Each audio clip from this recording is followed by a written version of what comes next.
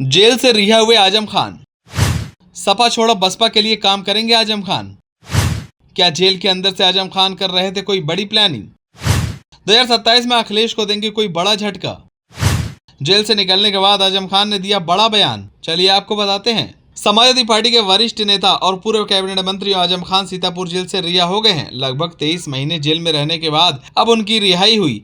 आजम की रिहाई पर जेल के बाहर सैकड़ों समर्थकों का हुजूम उमड़ पड़ा, नारे लगे, मिठाइयां बांटी गई। समाजवादी पार्टी के सबसे बड़े नेताओं में से एक शिवपाल यादव और पार्टी की सांसद रुचि वीरा भी उनकी अगवानी के लिए पहुंचे। लेकिन अब ये सवाल उठ रहा है कि अब क्या आजम खान वे समाजवादी पार्टी में रहेंगे या नहीं, या पिछले कुछ दिनों से लगातार उनके बीएसपी में जाने की अफवाहें हैं। आपको बता दें कि मीडिया रिपोर्ट में सूत्रों के हवाले से ये भी खबर मिली कि आजम खान की पत्नी तंजीमा ने बीएसपी सुप्रीमो मायावती से मुलाकात की थी। जाहिर है कि आजम खान ने रिहाई के बाद जैसी बातें कही, उससे तो यही लगता है कि उनका सपा के साथ रिश्ता अब पहले जैसा मजबूत नहीं रहा।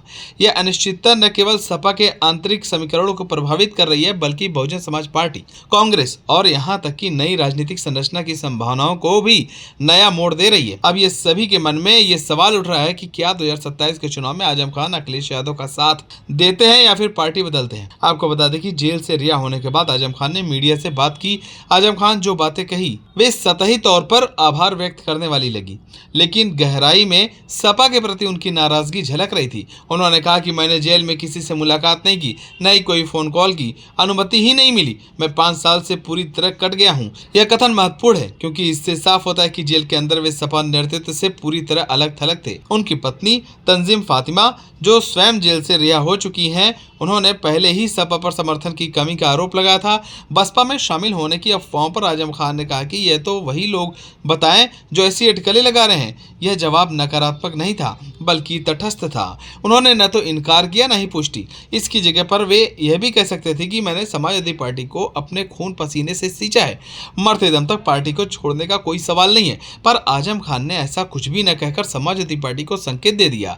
इसके साथ ही दूसरी पार्टियों को भी संदेश दिया। आजम खान ने कहा कि पहले अपना इलाज कराऊंगा, फिर आगे की रणनीति तय करूंगा। यह बयान साफ तौर पर राजनीतिक भविष्य पर विचार करने का संकेत देती है।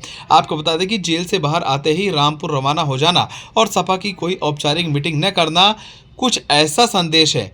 उनके करीबी नेता ने आजम खान की रिहाई के कुछ घंटे पहले मीडिया को बताया कि आजम खान साहब बड़े नेता हैं, हर दल उन्हें चाहेगा। जेल से बाहर आने के बाद रणनीति बनेगी। जाहिर है कि आजम के बारे में ऐसी खबरें सपा के लिए खतरे की घंटी है। वहीं आपको बता दें कि अखिलेश यादव ने भी आजम खान को लेकर बड़ा बयान दिया है। अखिलेश यादव ने कहा कि समाजवादियों के लिए खुशी का समय है, हमें उम्मीद थी कि कोर्ट से हमें न्याय मिलेगा। अखिलेश यादव ने आगे कहा कि समाजवादी सरकार बनी तो उन पर लगे सभी केस हटेंगे, उन पर चल रहे सभी झूठे केस खत्म होंगे। वहीं अखिलेश यादव से जब मीडिया ने सवाल पूछा कि आजम खान बसपा में शामिल होने वाले हैं, तो इस पर अखिलेश यादव ने जवाब दिया कि आजम खान और समाजवादी पार्टी ने एक लंबे समय से भाजपा का सामना करने में एक प्रमुख भूमिका निभाई है।